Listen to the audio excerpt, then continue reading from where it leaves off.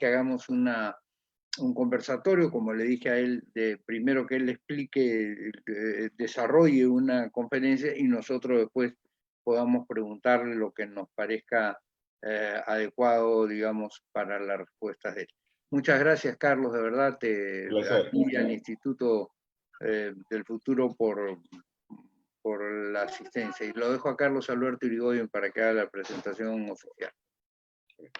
Muchas gracias, doctor Borea. Como ha mencionado el presidente de la Unidad Democrática del Centro, Alberto Borea Odría, tener esta tarde entre nosotros a Carlos Anderson, presidente del Instituto del Futuro, es realmente un privilegio. Es una situación en la que tendríamos nosotros que estar anotando cada una de sus, no digo solo palabras, cada uno de los gestos, porque al hablar de Carlos Anderson, no solo estamos hablando de uno de los mejores columnistas, articulistas que podemos encontrar hoy en gestión.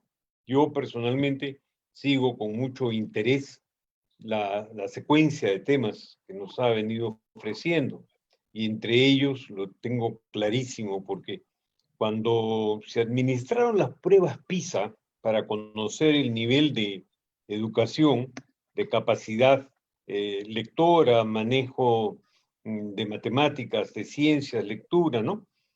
Muchas personas pensaron que esto se trataba y era una cuestión del gobierno de turno. No es así.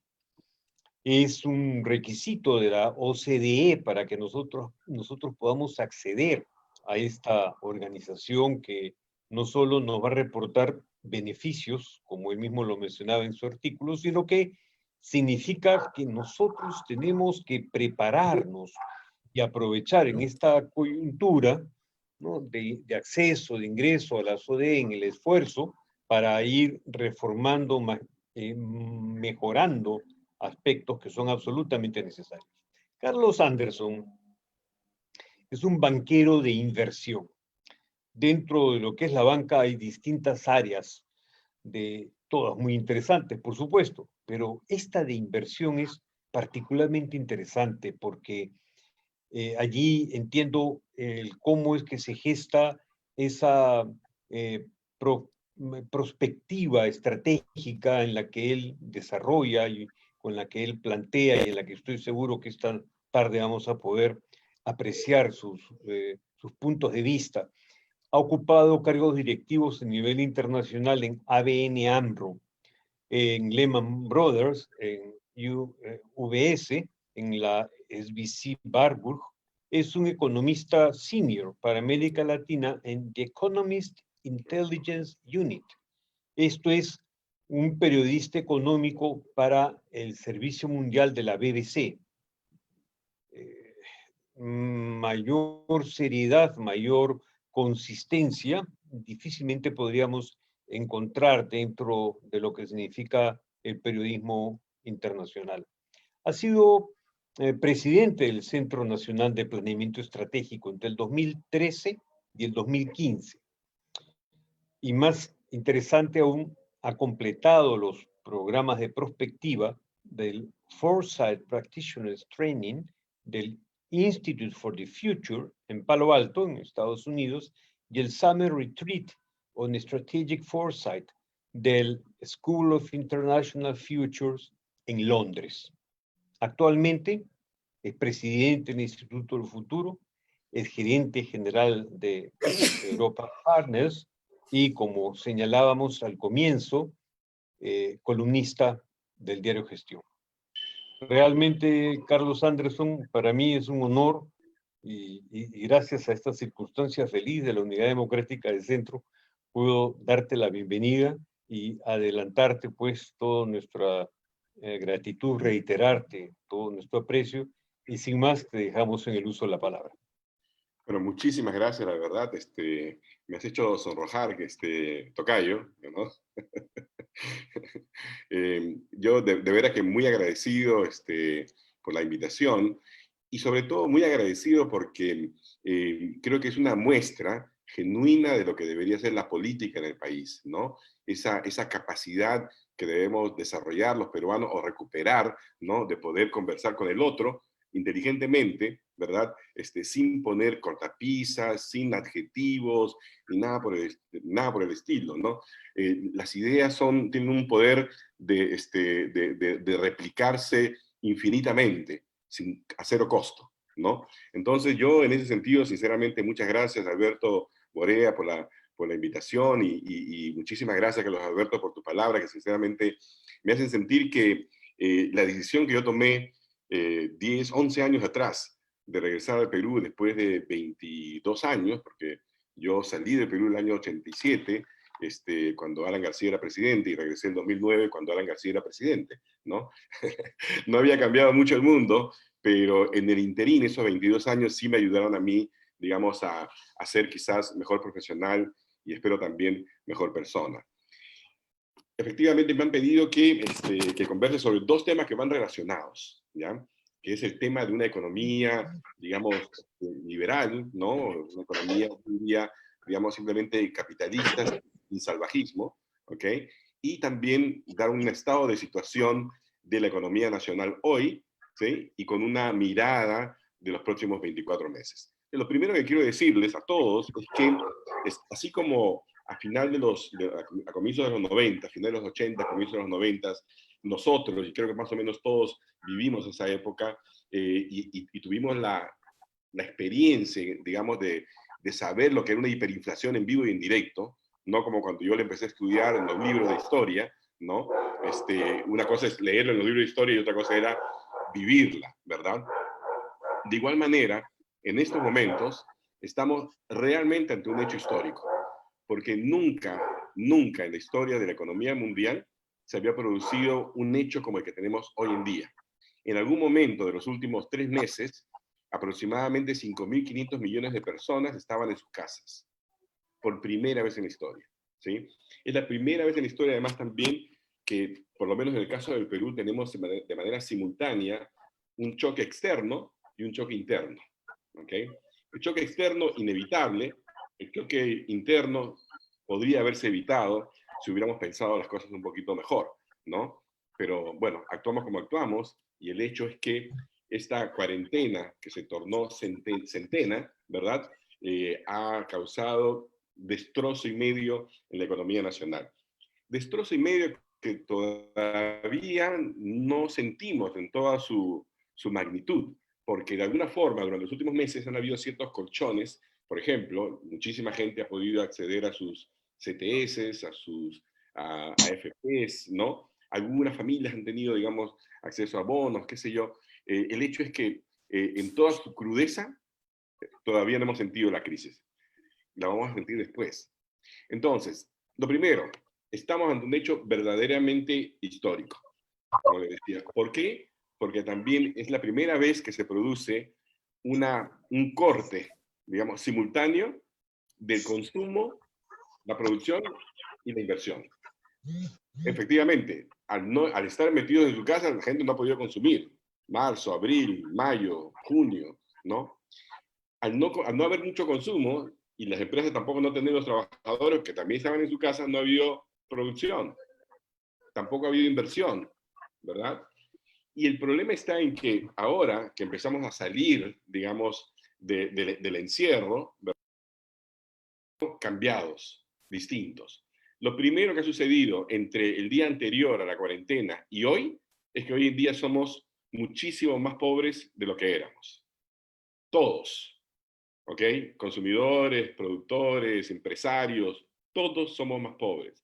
Si alguien tenía un departamento de $100.000, hoy día ese departamento no vale $100.000. ¿Ok? Así que ese es lo primero, somos más pobres. Segundo, esta cuarentena, centena, ¿no? Ha tenido un impacto terrible sobre el empleo formal en un país donde la formalidad era más bien la excepción, ¿sí? Se han perdido 2.300.000 empleos formales, ¿sí? Y sinceramente, muy difícilmente vamos a poder recuperar ese nivel de empleo, a menos que hagamos ciertas cosas. Pero así, tal y como vamos, por lo menos en mi lectura, va a ser bien difícil que podamos recuperar o revivir esos millones de empleos perdidos en el sector formal. Y en el sector informal, lo que ha pasado también es la verdad que de una forma sorprendente para algunos y para otros simplemente confirmación de lo que siempre hemos pensado. Yo recuerdo perfectamente bien que a final del año pasado, cuando desde el Perú veíamos lo que pasaba en Chile con relación a las protestas sociales y todo lo demás, de alguna forma, inocentemente o estúpidamente, nos vanagloriábamos de tener un sector informal que había actuado, entre comillas, como válvula de escape. Así decíamos, ¿no? Felizmente que tenemos el sector informal y bueno, de esa forma no hemos tenido la respuesta social que ha tenido, por ejemplo, Chile. Eso no es así. Tener 70 y tanto % de informalidad es una tragedia, en todo sentido.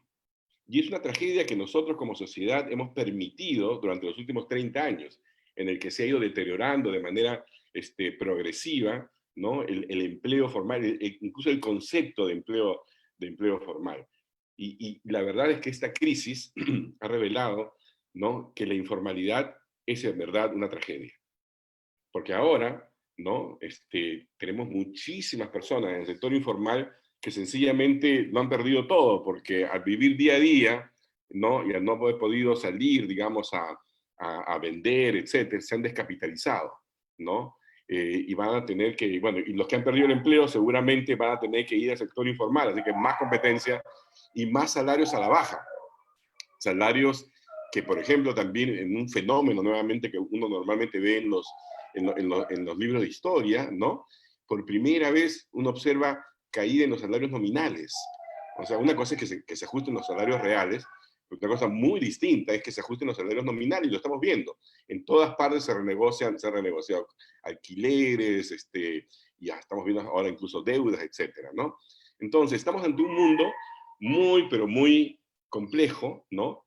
Donde, como digo, el intento por reiniciar las actividades económicas, ¿no?, van a encontrar a un consumidor, por ejemplo, atemorizado. Un consumidor que le tiene pánico al desempleo. O sea, los que han quedado empleados todavía le tienen pánico al desempleo. Ese pánico normalmente lleva a que sus decisiones de consumo sean distintas, ¿no? Y que prefiera ahorrar ahora sí pan para mayo, porque sabe que mayo va a venir, ¿no? Y porque sabe también que probablemente perder el empleo signifique perderlo para siempre o por mucho tiempo. Y eso en medio de una clase media emergente, que en realidad nunca fue clase media. Porque ese es otro de los mitos, creo yo, que COVID-19 ha hecho trizas, ¿no? El mito de que teníamos una clase media emergente. No, en realidad lo que hemos tenido siempre ha sido una clase en el medio. Hemos tenido una clase alta claramente definida, una clase, digamos, baja también claramente definida, y en el medio mucha gente que trataba de no caer abajo, de no volver a esa pobreza. ¿Y cómo sé eso yo? Muy sencillo, porque no existe ninguna sociedad en el mundo donde uno pueda decir que tiene clase media con 70 y tantos % de informalidad. No existe. ¿Okay? Para que haya clase media se necesitan trabajos dignos, trabajos productivos, trabajos que que le permitan a las familias satisfacer sus necesidades básicas importantes, ¿no? Entonces, otro mito que ha derribado el COVID-19. Otra cosa que me parece también importantísima es que esta pandemia, esta tragedia, también ha desnudado al emperador. El emperador, entendido como aquellos peruanos, ¿no?, que durante 30 años hemos venido sintiendo demasiado bien con nosotros mismos, simplemente porque estábamos haciendo lo mínimo elementario, ¿no?, que es tener una política económica más o menos razonable, ¿sí? Pero aquí nos creímos un poco el cuento y hablábamos del milagro peruano y todo lo demás, ¿no?, de nuestro grado de inversión, que bien, pero carambas, en un contexto en el que la salud, la infraestructura de salud física y la infraestructura de salud humana, o la infraestructura educativa, física y humana, ¿no?, son de tercer mundo, no de segundo mundo, de tercer mundo realmente, porque, por ejemplo, hace un par de días nada más se ha publicado un estudio del BID OSD, ¿no?, sobre el estado, por ejemplo, de la salud en América Latina, y nosotros apenas superamos a Guatemala. O sea, eso no tiene sentido para un país que supuestamente mejor no supuestamente, sino un país que es definido por el Banco Mundial, ¿no? Y el Fondo Monetario Internacional como un país de ingresos medianos altos, ¿no? Y sin embargo, en materia de de la provisión de estos servicios básicos, estamos en el tercer mundo, en categoría subsahariana, ¿no? Entonces, eso es muy importante porque creo yo que replantea, o nos debería forzar a nosotros a replantear ciertos aspectos acerca de nuestro entendimiento de la economía de mercado, ¿no? Porque mucha gente cree que la economía de mercado es casi como una religión, que hay que profesarla, ¿no? Que la economía de mercado existe por sí misma y que es un bien en sí mismo, olvidándonos de que en realidad la economía de mercado, liberal, capitalista, como quieran decirle, es un mecanismo, es un medio para lograr el bienestar de las personas.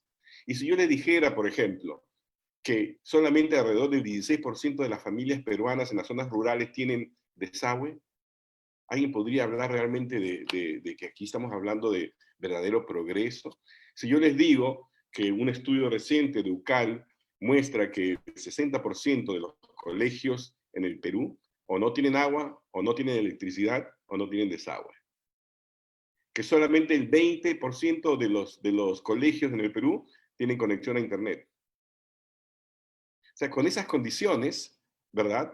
Es muy difícil decir, argumentar que efectivamente hemos tenido 30 años de progreso económico. Hemos tenido en realidad 30 años de crecimiento económico, de cierta modernidad en Lima, ¿no? Pero no hemos tenido realmente grandes avances del desarrollo. Alguien me podría decir, bueno, pero la pobreza monetaria cayó de 70 y tantos a 20 y tantos %. Bueno, sí, ¿sí? Pero la pobreza monetaria es el concepto más pobre de todos los diversos conceptos de pobreza que existen, ¿ok? Porque uno no deja de ser pobre realmente porque tiene $3.50 al día, ¿no? O tiene $4.50 de ingresos al día, ¿no? Esa es la definición, ya con menos de $3 eres pobre, ¿verdad? Con poquito más de $3 ya no eres pobre. Pero a ver, díganme ustedes, ¿qué clase de vida puede tener alguien, ¿no? Con $4 o $5 al día, digamos, de ingresos, ¿no? En un lugar, además, en un país donde la educación pública, por ejemplo, dejó de ser una educación de más o menos calidad, donde se generó, digamos, todo un movimiento muy importante para tener de manera complementaria educación privada, pero educación privada sin filtros, que permitió pues estafas en todos los niveles, desde primario, secundario y peor aún a nivel universitario, ¿no? O la salud, lo acabamos de ver en el tema de las clínicas, los abusos, etcétera, que hay definitivamente en un país donde la salud pública, ¿no? Es casi como jugar a la ruleta rusa, ¿no? No digo a la lotería, la ruleta rusa, porque te salió mal y te cortaron la pierna equivocada, ¿no? Nada de esto que estoy diciendo les sorprende, por supuesto, porque son cosas que vemos en los noticieros, etcétera. Entonces, es muy importante, digamos, que reconozcamos dónde estamos hoy, que valoremos ciertas cosas que son importantes como el buen manejo y todo, macroeconómico y todo lo demás, pero no nos olvidemos que el objetivo final de cualquier ordenamiento económico es y debe ser el bienestar de las personas. Y allí el déficit es muy importante. Imagínense, en 30 años no hemos podido crear una sola ciudad que haya resuelto el problema de transporte público, por ejemplo. Ni una. Lo que hemos hecho a nivel del interior del país es replicar lo peor del crecimiento, digamos, no planeado de la ciudad de Lima. En todas partes hay las barriadas exactamente igual, replicando lo que tenemos, ¿no? Entonces, estas cosas, tomar conciencia, digamos, de esa situación, solamente es posible ahora en medio de tanta evidencia.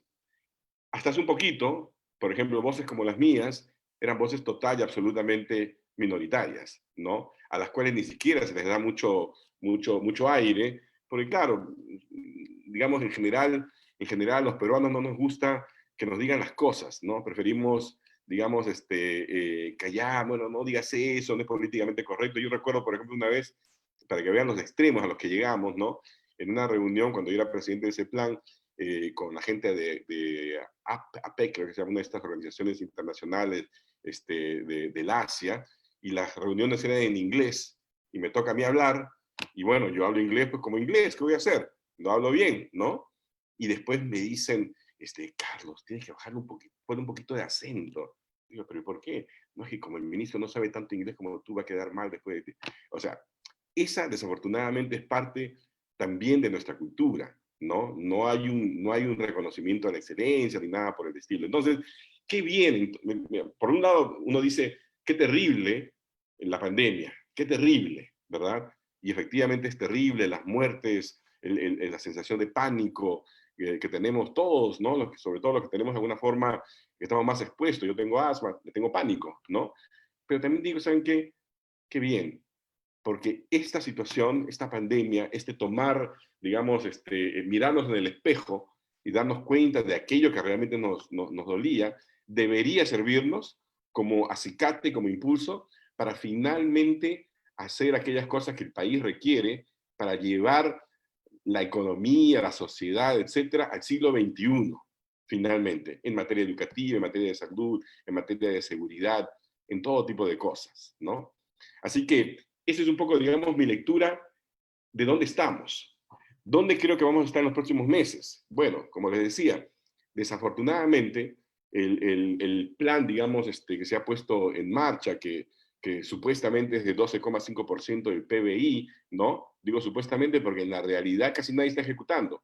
Hoy día leía en los diarios, por ejemplo, cómo los ministerios ni siquiera están utilizando o ejecutando el presupuesto que tienen para el COVID. O sea, para los burócratas del país no existe pandemia, no existe, no hay un sentido de urgencia, ¿no? O sea, después de los grandes actos, digamos, del presidente, los ruidos y las cosas fantásticas, los aplausos, la ministra de Economía saliendo en Bloomberg como ejemplo y todo lo demás, ¿no? O sea, más allá, digamos, de esos fuegos artificiales, la verdad es que las familias, como dije, están más pobres y lo que se les viene es mucho más difícil, porque en un ambiente en el que no hay confianza, y no hay confianza, ¿sí? En un ambiente donde no hay un impulsor de la actividad económica como debería ser el Estado, en estas circunstancias, el único que puede generar demanda es el Estado, lo querramos o no lo querramos, ¿no? En esas circunstancias, lo único que va a pasar es que la economía va a seguir atravesando este camino doloroso, ¿no? Durante los próximos meses, ¿no? Además, todavía convulsionado por una carrera presidencial, una carrera electoral que comienza hoy, porque justamente hoy día el presidente ha dado a conocer que el 11 de abril serán las elecciones, ¿verdad? Y que demanda o debería demandar que los distintos aspirantes a ser presidentes del país empiecen a pensar en serio a partir de un reconocimiento de la situación como el que acabo de hacer yo, ¿no? Y decir, bueno, ahora sí, ¿qué tenemos que hacer en adelante para cambiar las cosas, ¿no?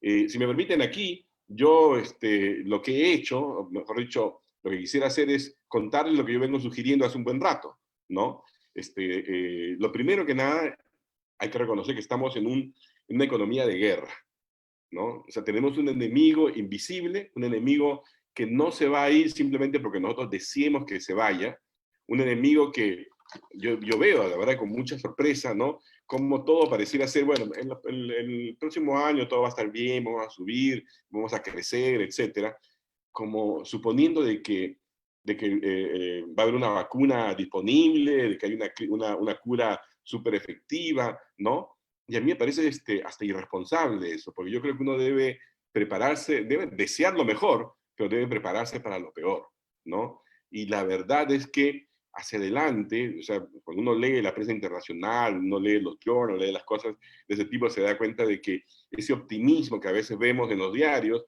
es un falso optimismo, un peligroso optimismo, ¿no? Porque quienes saben le van a decir, bueno, pero la verdad es que una vacuna se demora 8 o 10 años, en promedio, ¿no? Hasta ahora, 35 años después, no hay vacuna para el SIDA, que yo sepa, ¿no? Y también fue una pandemia, ¿verdad? Entonces, creo que lo más responsable es entender que tenemos que actuar bajo el supuesto de que todavía existe la pandemia, de que existe el coronavirus, de que va a seguir matando peruanos, ¿no? Y que de repente va a seguir también forzándonos a cerrar nuestras casas en diferentes momentos. Eso es una que no debemos, digamos, dejar de lado. Entonces, ante esa situación, ¿qué hacer? Y yo lo primero que he sugerido desde hace ya un par de meses es que necesitamos una especie de plan Marshall interno hacia el sector salud. Necesitamos construir nuestra primera línea de defensa en la guerra, ¿no? Teniendo un sector salud que sea compatible, como mínimo, con nuestra calidad de país de ingresos medianos altos. ¿Ok? Eso va a significar no solamente una inversión o un desvío de recursos para generar infraestructura física, sino también equipos y sobre todo infraestructura humana, capital humano. Necesitamos realmente triplicar el número de doctores, triplicar el número de enfermeras, ¿no? Necesitamos multiplicar por no sé cuántos el número de gestores, ¿no? Necesitamos tener más psicólogos, más psiquiatras, porque la verdad es que ese es este mundo en el que nos encontramos y en el que vamos a estar en los próximos meses. Pero así como hay la necesidad absoluta de crear, de hacer este plan marcha hacia el sector salud, de la misma manera deberíamos, de una vez por todas, solucionar el tema de la pobre infraestructura educativa. Porque permitir que los chicos vuelvan a un colegio donde no hay agua para lavarse las manos, ¿sí? Es un crimen.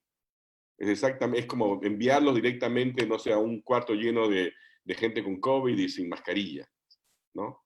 Eso es algo que no podemos hacer. Entonces, invertir, que además también nos puede ayudar a crear empleo productivo, porque ese es productivo finalmente, ¿no? Para lograr tener una infraestructura educativa, digamos, que responda a ese nombre. En tercer lugar, vamos a tener que invertir muchísimo en materia de seguridad, porque ya les dije, ¿no? Hacia abril del próximo año, creo yo, para el momento de las elecciones, lo más probable es que el estado de agitación social sea muy alto. Porque ya para entonces, las personas se van a dar cuenta de que primero se gastaron los ahorros, y no hay más. Segundo, de que estuvieron buscando trabajo y no han encontrado, y la posibilidad de encontrar más trabajo pareciera ser nula, ¿sí? En esas circunstancias, normalmente también la historia nos dice, no que la historia se va a repetir necesariamente, pero por lo menos nos debe servir como guía, la historia nos dice que entre esas situaciones surge una demanda por liderazgos fuertes, ¿no? Y los liderazgos fuertes pueden ser buenos, como también pueden ser terribles. Alemania, en los 30, después de la crisis del 29, ¿no? Terminó eligiendo a Hitler. O sea, todo un pueblo muy inteligente y todo lo que ustedes quieran, se fue por ese camino. Y lo mismo Italia con el fascismo, etc. Así que nosotros no podemos cerrar los ojos ante esa posibilidad. Entonces, si bien es cierto que va a haber una tremenda demanda por liderazgos fuertes, tenemos que esperar también o exigir, digamos, que esos liderazgos fuertes vengan de la mano de ideas transformadoras, ¿no? Entonces, en este análisis que estoy haciendo, salud, educación, seguridad, ¿no? Hay un cuarto sector que me parece importantísimo, ¿no? Que es el sector Estado. Nosotros tenemos un Estado burocrático en exceso. Imagínense, ahora para reabrir un colegio, creo que son 67 páginas de cosas que hay que hacer, ¿no? Entonces, tenemos un Estado que desafortunadamente tiene una capacidad enorme para enredarse y enredarnos, ¿no? Necesitamos, digamos, reinventar el Estado peruano. Sinceramente, yo creo que hay que repensarlo desde cuántos ministerios tenemos. Yo me pregunto de verdad, por ejemplo, necesitamos tener un ministerio de trabajo con 3.500, 5.000 trabajadores que se pasan un papel desde el piso 4 al piso 6, etc. Demoran 10 días en que llegue a donde tiene que llegar. ¿Necesitamos eso? ¿No sería mejor tener una agencia nacional de empleos, por ejemplo, ¿no? Que utilizando tecnología, contacto con las empresas, rápidamente puede identificar dónde está la demanda por empleo, por qué tipo de empleo, que pueda desarrollar de manera preventiva, digamos, cursos para que los trabajadores puedan tener nuevas habilidades o redirigir sus habilidades a otros sectores, ¿no? O sea, necesitamos realmente tener un Ministerio de Transporte y Comunicaciones que durante tanto tiempo se ha convertido en una especie de cueva de Alibaba, ¿no? Donde hay muchísima gente que carambas son realmente mafiosos a la hora de dar los contratos y todo lo demás, ¿no? Necesitamos un Ministerio de Vivienda con esas características como las que tiene hoy en día, o no sería preferible tener un ente nuevo, digamos, que aglutine todo esto, ¿no? Que no tenga tanta burocracia, que tenga estándares, ¿no? Porque, por ejemplo, cuando alguien me ha preguntado a mí, ¿no? ¿Qué pienso yo del acuerdo de gobierno con Gran Bretaña para reconstruir el norte? Yo, que soy un anglófilo total, convencido, y sin ningún tipo de vergüenza, por el contrario, me enorgullezco de eso, ¿no? Sin embargo, les digo con toda claridad que para mí ese contrato lo único que está haciendo es poner por escrito que el Estado peruano es incapaz de generar obra pública, ¿no? Sin corrupción. Porque no estamos contratando al gobierno británico para que nos arme una planta nuclear, no lo estamos contratando para que nos arme, no sé, un cohete que llegue a Marte, ¿no? Estamos contratando para que supervise obras como hacer una escuela, un puente, una carretera.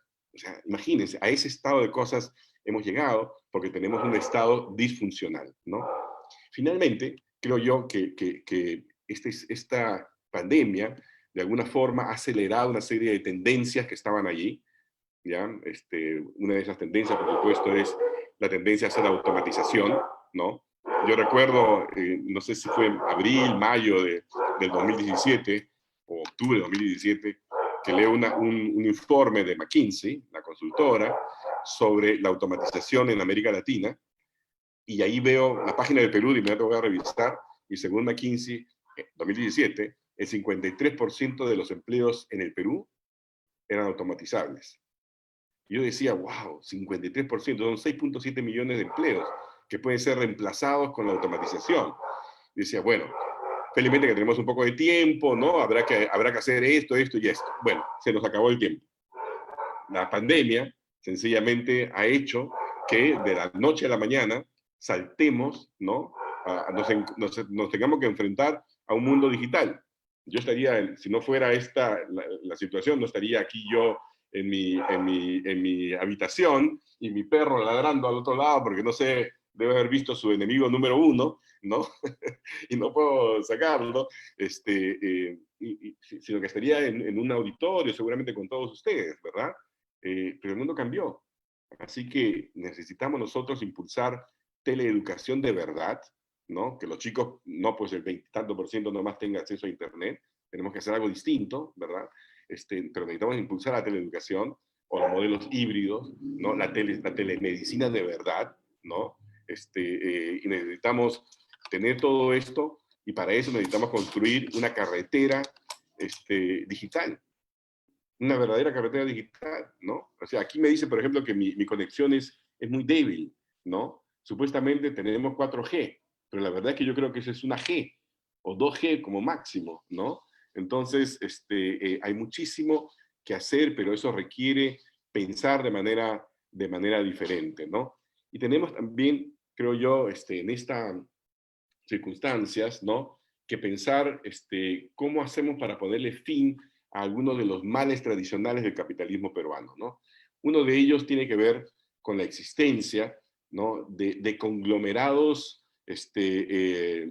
típicos del siglo XIX o XX, comienzos del XX, ¿no? Esos conglomerados donde uno pues tiene un banco, una compañía de seguros, una AFP, un supermercado, un colegio, y un montón de otras cosas alrededor de una misma tesis de inversión, que es supuestamente la emergencia de la clase media, porque ya vemos, sucedió esto y o sea, las personas no van a ir tanto al cine, no van a ir tanto a la farmacia, no van a ir tanto al supermercado, ¿no? Entonces se multiplican los riesgos, porque además también las naciones que más rápidamente han progresado son aquellas que han ayudado, han impulsado o le han puesto la pistola en la cabeza para que los conglomerados se conviertan en conglomerados que miren sobre todo la exportación, ¿no? La conquista de nuevos mercados con alta tecnología. Yo estoy pensando, por ejemplo, en Hyundai, estoy pensando en, no sé, Toyota y un montón de otras cosas, no solamente autos, sino en otras actividades también, ¿no? Nosotros hemos tenido, desafortunadamente, tenemos estos conglomerados financieros que casi siempre utilizan o explotan, digamos, su posición de dominio, porque tenemos otro problema, que es que tenemos reguladores demasiado débiles, ¿no? Con dientes de papel, o cooptados directamente por quienes deberían ser regulados, ¿no? Deberían, o sea, a mí en el Perú la verdad es que me llamó siempre la atención ver con cuánto cariño hablaban, por ejemplo, de la superintendente de Banco y Seguros, digamos, no los consumidores, sino los bancos, ¿no? Pues, qué raro, caramba. Eso no pasa en otras partes del mundo, ¿no? En otras partes del mundo el regulador es el cuco, ¿no? Pero aquí todos son muy, muy cariñosos, ¿no? Entonces necesitamos eliminar eso. Y necesitamos también dar saltos cuánticos a la modernidad, creo yo, en materia legislativa. Yo uno de los últimos artículos, 3 artículos escritos en realidad sobre el mismo tema, tiene que ver con una preocupación que yo tengo así muy grande, que es que en los próximos meses vamos a empezar a ver caídas, quiebres de empresas, ¿no? Y no tenemos en el Perú un mecanismo efectivo que le permita a una empresa tener protección, digamos, con sus acreedores, pero que además tenga las posibilidades de salir de esa situación transformadas, ¿no? Vivas. Hoy en día todos los modelos, bueno, los programas que existen, digamos, de protección de acreencias, ¿no? En su mayoría, el 85%, si más no me equivoco, de las empresas que entran mueren, ¿no? Y si eso sucede en los próximos 2 años, que es lo que yo creo que va a pasar, y no hacemos nada por cambiarlo, pues entonces vamos a tener no solamente personas, familias, digamos, en estado de desesperación, sino también muchísimas empresas que caen, ¿no? Con el riesgo que eso lleva además también a que el sistema financiero caiga, ¿no? Y cuando cae el sistema financiero no nos olvidemos que pagamos todos, porque en el Perú el prestamista de última instancia es el Banco Central de Reserva, ¿no? Y el Banco Central de Reserva simplemente utiliza los recursos de todos nosotros, ¿no? Bueno, hasta allí, digamos, mi presentación. Yo, evidentemente, quisiera que fueran las cosas un poco distintas, ¿no? Yo creo que pueden ser muy distintas si hacen un poco lo que he puesto sobre la mesa, ¿no? Si mañana mismo empezamos a reestructurar ese presupuesto y nos convencemos de que necesitamos tener un sector salud de primera línea, ¿no? Que a propósito, fíjense, esto que yo escribí hace como 2 meses, hoy día, si ustedes entran a McKinsey, ¿no? Se los recomiendo, ¿no? Van a encontrar un artículo que a mí me hizo sentir, wow, no estoy tan desencaminado, ¿no? Uno que dice que la inversión fuerte, el potencial del sector salud es quizás la mejor manera de reactivar las economías del mundo, ¿no? Así que bueno, hasta ahí llego yo, estoy listo para las preguntas que ustedes tengan a bien formularme, ¿no? Muchas gracias. Sí, muchísimas gracias, doctor Carlos Anderson, presidente del Instituto del Pero no soy doctor, ¿eh? No soy doctor, ¿no? O sea, yo hice los estudios de doctorado en la London School of Economics, ¿no? Pero me hicieron, un banco me hizo una propuesta de ese que uno no puede decir que no, ¿verdad? Y de allí entré al mundo de la banca y sinceramente ya nunca hice el viva voce, ¿no? Y bueno, mira, y preferible es decir las cosas como son, ¿no? Así que Carlos está bien. Sí, desde luego. Eso habla de su credibilidad. En ese sentido, tenemos muchas preguntas aquí a través del Facebook Live y nos mencionan, a ver, para comenzar con la primera, nos hablaban acerca de cómo es posible regular la informalidad y qué medidas usted puede enviarnos a través de su... aquí está. Will Santillán nos pregunta acerca de cómo es posible y qué medidas podemos nosotros resaltar o qué medidas se pueden aplicar para contrarrestar la informalidad en el país. De acuerdo. Voy respondiendo, ¿no es cierto? Una por Sí. una. ¿Sí? Ah, perfecto, de acuerdo. A ver, mira, en el tema de la informalidad, ¿ya? Se ha intentado de todo. Se ha intentado dar títulos de propiedad, se han intentado, no sé, acompañarlos, todo tipo de cosas para ver cómo hacemos para disminuir esa informalidad. Y todo ha fracasado. Y yo lo que creo personalmente que la mejor cura de la informalidad es crear un sistema que haga que las empresas nazcan, crezcan y se desarrollen en la formalidad, ¿ok? Los economistas en general no somos muy buenos para un montón de cosas, Pero hay algo que en economía que sí, casi como una ley inmutable, ¿ya? Es que las personas responden a incentivos. Entonces, si uno tiene incentivos perversos, va a tener mayor informalidad, ¿no? Si tenemos costos que no tienen ningún sentido, ¿no? Supervisión que caramba, lo único que hace es atarte de manos, entonces evidentemente vamos a tener más informalidad. En la medida que vayamos reduciendo todos esos, pero sobre todo en la medida que entendamos que las empresas pequeñas y medianas en el Perú, ¿ya? Necesitan tres cosas fundamentales. Lo primero es capital de riesgo. O sea, en el Perú no hay capital de riesgo para las empresas pequeñas y medianas.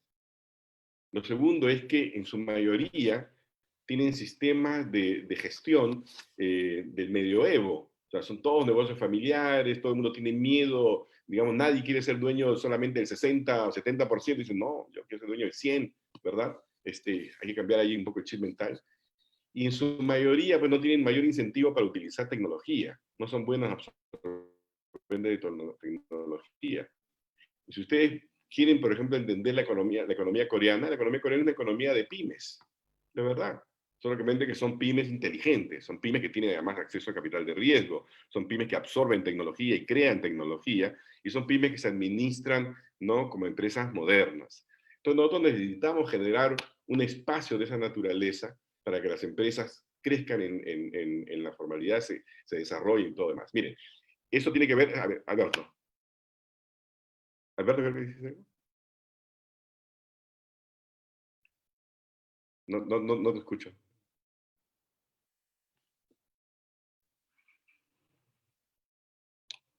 No escucho. Un momentito. Ya. Ahora sí, Doc. Adelante su micro, por Ya. favor.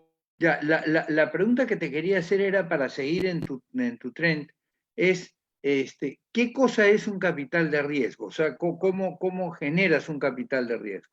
Muy sencillo. Ok. Y voy a dar un símil. Ok. Voy a dar un ejemplo de la vida real. Ok. Miren, en Estados Unidos existe una entidad que se llama el Small Business Administration, la Administración de Pequeños Negocios. Ok.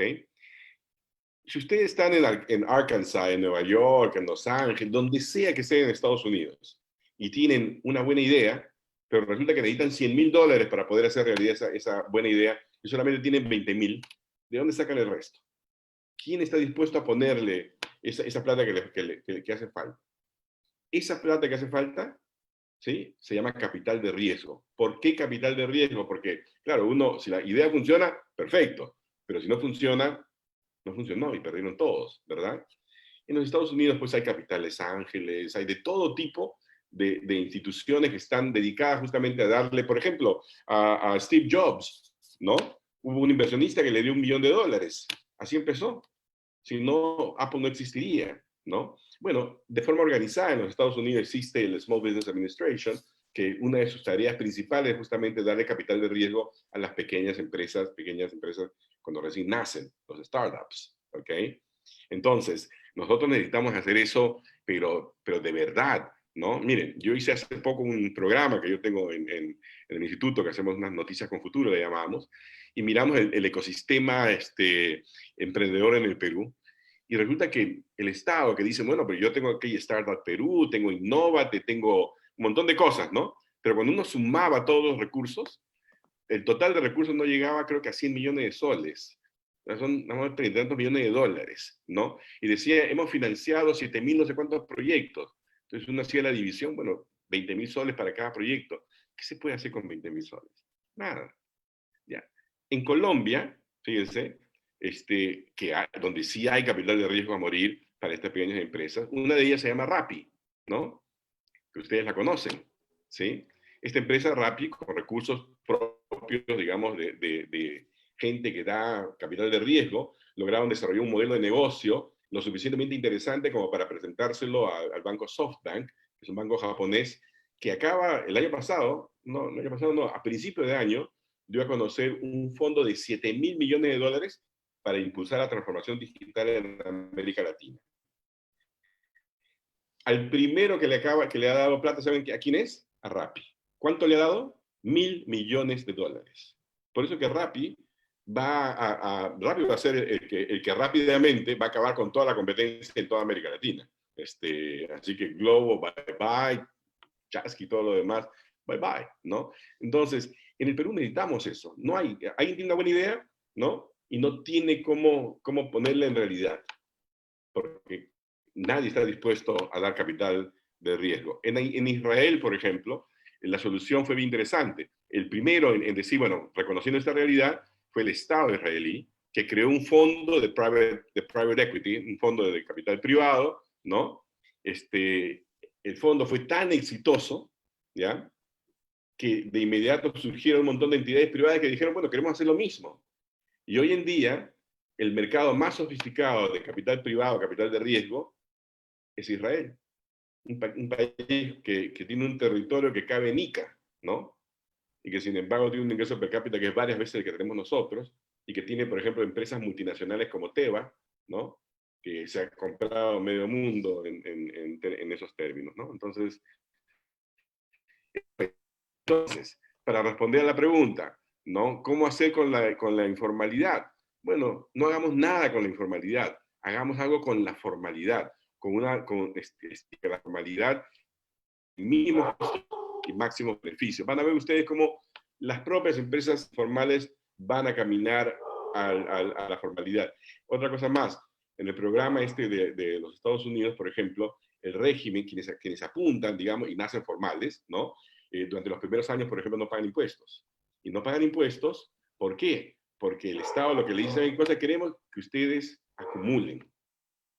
Queremos que sean exitosos, ¿no? Porque después hay todo un sistema escalonado, digamos, de préstamos, que va creo que de $100,000 hasta 5 millones o 3 millones de dólares, y de ahí, en ese transcurrir, cada empresa ha generado su propio historial, digamos, de pago crediticio, y entonces pueden dar el salto al sector privado, ¿no? Pero bueno, yo de hecho voy a poner esto en papeles, ya, bueno, lo hice cuando estaba en ese plan, pero lo voy a desarrollar un poco más, ¿no? Espero haber respondido. Sí, Sí, interesante justamente las dos medidas que usted menciona, capital de riesgo y sistema de gestión, para desburocratizar el Estado. En ese caso, también nos pregunta Rosana Berrios, aquí en el chat de grupo de Zoom, nos dice, ¿cómo ve usted la intervención del Estado en los colegios privados que hay detrás del accionar del ministro de Educación?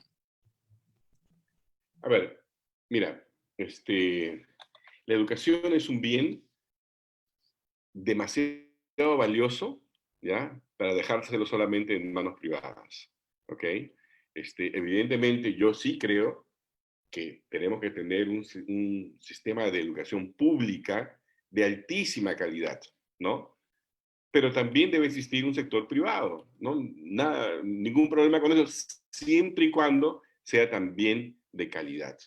Lo que nosotros hemos tenido, desafortunadamente, ¿ya?, es una explosión de la educación como negocio, ¿verdad?, donde el criterio no ha sido la calidad ni la formación, sino el criterio ha sido el bottom line, la última línea, cuánto les deja a los gestores, digamos, de los colegios privados, de las universidades privadas, etc.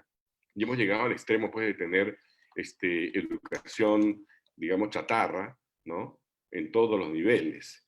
Eso no nos podemos permitir como sociedad, ¿ya? Y en esos casos, el Estado lo que debe hacer es asegurar que hayan estándares, ¿no?, estándares mínimos de calidad, como los que, por ejemplo, la SUNEDU ha puesto en materia educativa, aunque en realidad todavía no han llegado al tema de calidad, porque lo único que han hecho SUNEDU es decir, bueno, por lo menos tú debes tener un local, debes tener algunos laboratorios, o sea, cosas ya ultra mínimas, ¿no? Yo espero que después la SUNEDU pueda decir, bueno, ahora vamos a ver temas de calidad, ¿no?, de la producción intelectual, el progreso de los alumnos, porque también igual, así como decía yo que no es posible tener un sistema de salud tan paupérrimo para un país de ingresos medianos altos como es el Perú, de igual manera también me parece hasta ahora alucinante, y mira las palabras que estoy utilizando, ¿no?, que en la lista de los primeros 500 universidades del mundo no hay ninguna peruana.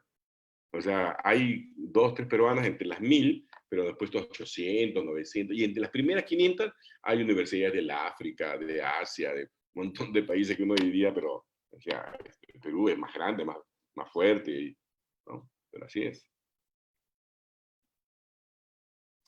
Claro, también en el mismo chat de grupo de Zoom, Humberto Vicente Reyes Cabrera nos pregunta, señor Carlos Anderson, ¿qué opinión le merece el sector cooperativo en la posibilidad de apoyar al sector público y sector privado en el desarrollo del país? Mira, el sector cooperativo, ¿no? Es un sector, digamos, que tiene una larga historia en el país, ¿no? Es un modelo, digamos, de gestión que no, digamos, está en conflicto ni con la propiedad privada ni con la gestión del Estado, ¿no? Yo sí creo, sin embargo, de que en este sector cooperativo es importante también, digamos, colocar ciertos estándares, porque muchas veces en las cooperativas, ¿no? Se da una realidad medio extraña, porque no es privada, no es propiedad de alguien, pero sin embargo el gestor, el que empezó la cooperativa, etcétera, se convierte en el dueño sin ser dueño, ¿no? Ya hay muchísimos casos de esa naturaleza, ¿no? Pero en general, distintas formas de propiedad son perfectamente compatibles en un sistema capitalista, un sistema de economía de mercado. Bueno, también tenemos un comentario en el que nos menciona, el Congreso ha determinado que se aumente al 6% el gasto en educación, pero la ministra de Economía ha dicho que ello es imposible. ¿Por qué no se puede modificar el presupuesto? ¿Cómo se debe hacer entonces? A ver, mira, yo invito a todos a pensar de la siguiente manera, ¿ok? El Estado peruano tiene ingresos tributarios, ¿ok? De alrededor de 15% del PBI. Es uno de los más bajos de América Latina. El promedio latinoamericano es 23%. Y nada que ver con los países de la OCDE, donde el promedio es 35%. ¿Ok? Entonces nosotros somos un Estado que recauda muy poquito. Entonces, si ese 14%, tú dices, bueno, 6% va a ir a educación, te queda 8%. ¿Para qué?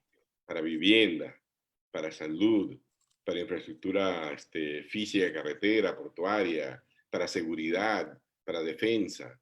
¿Entendieron? ¿Entendieron o no? ¿Sí? O sea, es un sinsentido. Además, también creer que el problema de la educación se solventa con mayor presupuesto, ¿no? Es un error.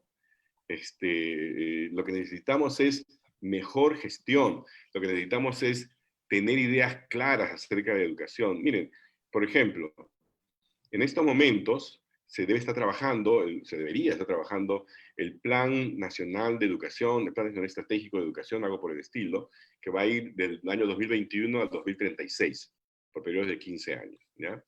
Yo espero que quienes estén elaborando ese documento, ¿ya? Que va a regir, digamos, el destino de la educación en el Perú durante los próximos 15 años, estén incorporando en ese plan, ¿no? Las habilidades que requieren los chicos para poder enfrentarse a una economía, a una sociedad del siglo XXI. Y estoy hablando aquí de cosas tan básicas como, por ejemplo, la capacidad para resolver problemas, ¿no? La capacidad para trabajar en equipo, el idioma inglés, un poco de alfabetismo financiero, ¿no? Esas son las habilidades del siglo XXI. Y yo no veo por ninguna parte que nuestras currículas, digamos, incorporen algo de esto. Mire, el 90% de las decisiones de los seres humanos son de carácter económico. El estar aquí con usted es una decisión de carácter económico, porque yo podría estar haciendo otra cosa. Hay un costo de oportunidad que yo estoy, digamos, sacrificando, con mucho gusto, por supuesto, ¿no? Por estar aquí con ustedes, porque valoro más esto que lo que podría estar ganando. Gracias. ¿No es cierto? Pero todas las decisiones son así, casarse, no casarse, estudiar o no estudiar, pero la gran mayoría de personas no entiende esto porque nunca se les ha dado un mínimo de educación financiera. Hace un rato estuve en una conversación justamente con alguien, le contaba yo que el 60% de los chips de las computadoras se hacen en Costa Rica, que la gran mayoría de estas máquinas para hacer diagnóstico, ¿cómo se dice? MRI, ¿no? Siempre me olvido los nombres, esas máquinas donde uno lo pasan y está así, ¿no? Que dan miedo, no sé cómo se llaman, la verdad, de imágenes, ¿no? ¿sí? Esas máquinas son hechas en Costa Rica, en su mayoría. Y uno dice, ¿pero por qué? Resonancia magnética. Resonancia magnética, exacto, gracias, ¿no? Y uno dice, ¿y por qué Costa Rica? Ah, bueno, porque cuando las empresas internacionales deciden relocalizar, digamos, y esto va a pasar mucho más, es una oportunidad que nosotros deberíamos tener, porque estamos en el mismo uso horario que los Estados Unidos, ¿no? Cuando deciden relocalizar empresas, industrias para que estén cerca de su mercado, una de las cosas que dicen, pero ¿cuánta gente habla inglés? Bueno, resulta que Perú, en ese sentido, vamos mal, estamos muertos. Por eso es que Google no viene y pone pues una granja, digamos, de ordenadores, ¿no? Aquí en el Perú. Prefiere hacerlos en otros sitios. Costa Rica, uno de ellos, ¿no? Bueno, otra más. De hecho, hay muchísimas, pero para seguir en orden, aquí en el chat de Grupo Zoom nos comenta Felipe Mantilla: el gobierno ha otorgado un préstamo o financiamiento a las empresas como máximo 10 millones. ¿Cómo se explica que haya habido despidos o, según usted, qué indica en los próximos meses? ¿Habrá cierre de empresas? A ver, claro, si uno solamente ve, dice, bueno, ha habido préstamos hasta de 10 millones de soles, pero todo eso depende, ¿no? O sea, si yo soy una empresa chiquita que tengo ventas, digamos, de $30,000 mensuales, ¿no? Según el programa de Reactiva 1 me hubieran dado como préstamo $30,000, ¿sí? Pero si soy una empresa mayor que tengo ventas mensuales de 100 millones, de 10 millones de soles, me darán, o más, me darán 10 millones de soles. Así ha sido un poco, digamos, de manera matemática, ¿no? Ahora, estos dineros se han dado, digamos, con un objetivo, que es paliar el hecho de que durante 3, 4 meses no ha habido ventas, pero sí han habido responsabilidades de trabajadores, de deudas, etcétera, ¿no? Desafortunadamente no se le hizo caso al Banco Central de Reserva cuando el BCR dijo, bueno, hagamos estos préstamos al 100% de garantía estatal, ¿no? Porque al haber abierto la puerta, ¿no? Con el 95, 98, 85%, digamos, le han abierto la puerta a que los bancos desarrollen o digan que tienen que desarrollar a actividades de análisis crediticio, y con eso han podido discriminar a quienes les prestan, ¿no? Y esto no ha sido, digamos, todo lo inmediato que debería haber sido para evitar justamente que aunque le llegue esta platita, no les alcance para nada y tengan que cerrar, ¿no? Sí, Alfredo, también tenemos algunas preguntas de los amigos en el Facebook para Carlos. Sí, ya para situarnos ahora en el Facebook, Carlos Anderson, ahí con nosotros. Sí, claro. Ahí. Para seguirle con las preguntas, espérame que se ha trabado un poquito aquí la máquina. Ya, nos pregunta Alain Suárez a través del Facebook Live: ¿será verdad sobre el reseteo monetario y volveremos al patrón oro? ¿Cómo será verdad qué? Sobre el reseteo monetario y si volveremos al patrón oro. Ya, pregunta interesante. No, mira, yo no creo que vamos a regresar a ningún patrón oro, ¿no? Eso es como regresar con la ex, ¿no? ¿Para qué? Ya lo conozco.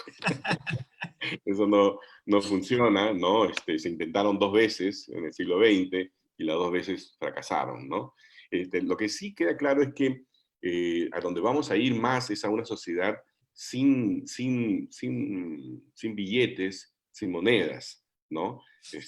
Ya China, por ejemplo, está en estos momentos, desde hace un mes, poniendo en práctica en 2 ciudades el pago directo a través de una criptomoneda, ¿no?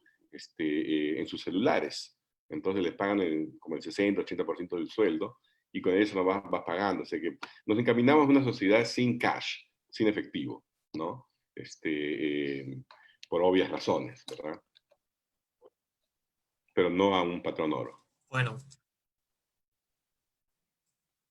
Ok. Otra más. Esta pregunta viene desde Huancavelica. Carlos Arana nos pregunta, ¿cómo debe, bueno, en realidad es una intervención extensa, pero nos dice, ¿cómo debe articularse los objetivos de desarrollo sostenible con el derecho al desarrollo? Perú ya tiene una visión al 2050, somos un país de renta alta y está más o menos previsto que el Perú esté integrando los países de la OCDE. Sin embargo, en el interior se vive aún una extrema pobreza total. Mis felicitaciones al ponente, quien nos muestra amplios conocimientos de planificación estratégica. Muchísimas gracias. Muchas gracias por la pregunta. Mira, de hecho, así, se los digo así claramente, ¿no? No existe todavía una visión de país. Una visión de país tiene que ser pues consensuada, discutida, etcétera. Y los ejercicios que ha hecho ese plan, desafortunadamente, son pues cerrados, digamos, grupo de intelectuales, qué sé yo, ¿no? Pero eso no es una verdadera visión de país. La visión de país es un sueño, ¿no? El que todos debemos, digamos, compartir, ¿no? Pero en ausencia de ese sueño, ¿ya? Yo he argumentado y seguiré argumentando que tenemos un buen sustituto. Y ese buen sustituto son los Objetivos de Desarrollo Sostenible del 2030, ¿no? Que han sido generados justamente por las naciones del mundo, ¿no? A través de la ONU, ¿verdad? Y que a través de sus 17 objetivos fundamentales, básicamente pintan un mundo al que yo quisiera que mis hijos vivieran. O sea, un mundo sin hambre, evidentemente. Un mundo donde no haya pobreza extrema, que haya pobreza, pero no extrema, ¿verdad? Un mundo donde haya libertades, donde haya igualdad entre los géneros, donde se respete, digamos, las instituciones, un mundo donde se busque, pues, crecer sin maltratar el medio ambiente. Son todos, digamos, cosas fantásticas que si nosotros como país, digamos, las tenemos bien mapeadas, así, y decimos, ok, estos son los objetivos, aquí debo llegar, ¿no? Creo que vamos a tener los ciudadanos la posibilidad de tomarle la temperatura o tomarle la lección a los gobiernos, ¿no? Y vamos a tener también una mejor idea de cómo cuestionar las ideas que a veces se ponen en marcha. Por ejemplo, alguien le debió haber preguntado pues, al presidente Humala, ¿no? ¿Por qué no? O sea, ¿qué sentido tenía eso de la refinería de Talara? Si todo el mundo estaba hace rato de acuerdo que el petróleo ya no tiene futuro, ¿no? Por lo contaminante que es. Que además también había surgido, pues, cantidad de petróleo a través de la explotación del el fracking, se llama, y el shale gas y otras cosas más, ¿no? Que ha abaratado todos los precios del petróleo, en una industria además también que es del pasado. Y sin embargo, hemos gastado 6.500 millones de dólares en eso, ¿no? Imagínate lo que hubiéramos podido hacer con esa plata. Con 6.500 millones de dólares estoy seguro que eliminábamos la pobreza infantil. Ya está. ¿Qué mejor objetivo que ese? ¿Ya? Pero bueno. Exacto. Tus propuestas son bastante concretas. Sí, no, te digo, Hola. entonces me alegra mucho que nuestro amigo de Oncabelica tenga esa claridad de pensamiento, porque, por ejemplo, revisando los Objetivos de Desarrollo Sostenible y mirando las líneas de base en el caso del Perú, una de las cosas que a mí me llama la atención es el poder de los promedios para mentir. Los promedios mienten a morir, ¿no? Porque, por ejemplo, veía, por ejemplo, lo tengo aquí, mire, para que vean que he estado haciendo mi tarea, ¿no? En el caso, por ejemplo, de agua y desagüe, ¿no? El promedio en el caso de desagüe, quería verlo por acá, no parecía tan mal, como 70 y tanto %, algo por el estilo, ¿no? Pero cuando uno ve la diferencia entre lo rural y lo urbano, te das cuenta que en el caso de lo rural es apenas el 17%, 16 y algo, que tienen desagüe, ¿sí? Y a nivel urbano como cerca del 90%. Entonces, en promedio sí, 70 y tanto, ¿no? Pero son dos realidades totalmente terribles. Y cuando uno hace el análisis sistemático, ¿no? De objetivo por objetivo, te das cuenta de que casi siempre las mismas regiones son las que están golpeadísimas. Amazonas, San Martín, Huancavelica, Huánuco, Cerro de Pasco, ¿no? Entonces, claramente, una estrategia que realmente persigue el desarrollo debería tener un sesgo diferenciado hacia solucionar esos problemas en estas regiones que no por casualidad después terminan siendo pues las que votan de manera desesperada o las que votan por personajes antisistemas, ¿no? Tenemos economista Carlos Anderson. Creo que ahí Carlos Alberto quiere decir algo. Ah, sí. Quisiera Adelante. hacerte una pregunta, Carlos. Entonces, ¿qué destino le darías tú a estas reservas internacionales acumuladas a lo largo de todos estos años de crecimiento? ¿Vamos a dejarlas ahí nada más para seguir obteniendo beneficio de los intereses? ¿Te Bueno, parece sensato? ni siquiera beneficio de los intereses, ¿no? En realidad, a ver, miren, las reservas internacionales tienen un sentido práctico, ¿no? Que es servir de apoyo, ¿no? Digamos, en caso de que se detuvieran de repente, digamos, los ingresos, ¿cuántos meses puedes tú financiar importaciones con lo que tienes guardado? ¿De acuerdo? Esa es la, digamos, la función de señalización que tienen las reservas internacionales netas. Pero en el Perú se han convertido en un fetiche. En el fetiche de que, mira, cada vez más, tenemos 60, es como Rico MacPato, ¿no? Que entra y dice, mira cuánto oro hay aquí. Pero eso no tiene mucho sentido. Los países que mejor manejan sus economías, ¿no? Países en Asia, por ejemplo, China, Malasia, Singapur, Corea, todos tienen lo que se llama un fondo soberano, ¿ya? Un fondo soberano es básicamente decir, bueno, mira, del total de mis reservas, voy a poner unos cuantos aquí, para que esas sean gestionadas, ¿no? Y el mejor de ellos, por ejemplo, es el de Singapur, ¿no? Temasek, o algo por el estilo se llama, el fondo de Singapur, ¿no? Ya tiene muchísimos años y que ha creado inmensa riqueza, ¿no? Porque claro, si uno tiene, no sé, pues si yo voy a separar 5.000 millones de dólares, ¿no? Para que actúe como un fondo soberano y que tenga una rentabilidad, miren, ya, 5%, ¿no? 5% de 5.000 millones de dólares no es poquita cosa, ¿no es cierto? ¿Sí? ¿Se dan cuenta? De manera anual. Bueno, en el caso de Temasek, creo que se llama Temasek, algo por el estilo. A ver si alguien por ahí me busca cómo se llama el Fondo Soberano de Singapur, pero es muy parecido a ese nombre, ¿no? Ellos han generado riqueza a morir, ¿no? A nivel regional, por ejemplo, en Colombia, los departamentos, ¿no? Los departamentos en Colombia son dueños, digamos, de las compañías de ron, ¿no? Ron Medellín, ron, qué sé yo, ron Barranquilla, ¿no? Y algunas de ellas las privatizaron, las vendieron, pero las vendieron y de inmediato constituyeron fondos soberanos, ¿no? Departamentales, ¿no? Que les ha permitido, por ejemplo, generar otras actividades económicas como si fueran empresas del sector privado, ¿no? Es decir, la plata llama a la plata. Money begets money, ¿no? Y eso va a contrasentido de la plata guardadita, no genera nada, genera muy poco. Ok, y de hecho Singapur forma parte de los países que ya gestiona ciudades inteligentes. En ese sentido, tenemos otra pregunta a través del fanpage de Facebook, donde Diego Hawkins, del Imperial College London, nos dice, tomando en consideración que supuestamente se sacrificó la economía para salvar la salud y al final terminamos como quinto país más golpeado en el mundo, con una economía destrozada, ¿qué debería hacer el gobierno para fomentar una vuelta de la formalidad, aunque sea ese pequeño porcentaje que era formal antes de la pandemia? A su parecer, en la actualidad, ¿cuenta el gobierno peruano con un plan estructurado para salir de este escenario? Y si es así, bajo el plan, un momentito, y si es así, bajo el plan que se está ejecutando en la actualidad, ¿en cuánto tiempo considera que el país se recuperaría? Ok, a ver, antes que nada, acabo de comprobar aquí en Wikipedia, se llama Temasek, no estaba equivocado. Y miren, Temasek, ¿no? Es una compañía de inversiones propiedad del gobierno de Singapur, con una plantilla de 350 personas nada más, ¿ah? ¿Y saben cuánto administran?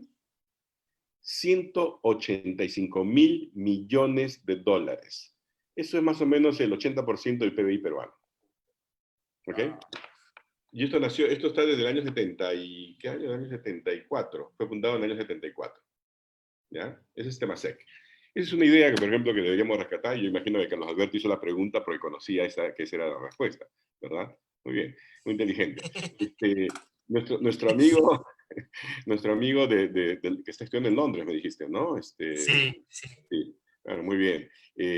¿Gusta que te repita nuevamente la No. información? Te escuché perfectamente bien, ¿no? Solamente que creo que él no ha escuchado la primera parte cuando yo respondí acerca de cómo formalizar. En realidad, lo que yo he dicho, lo voy a volver a repetir, ¿no? Es que yo no creo que haya mucho que hacer con la informalidad.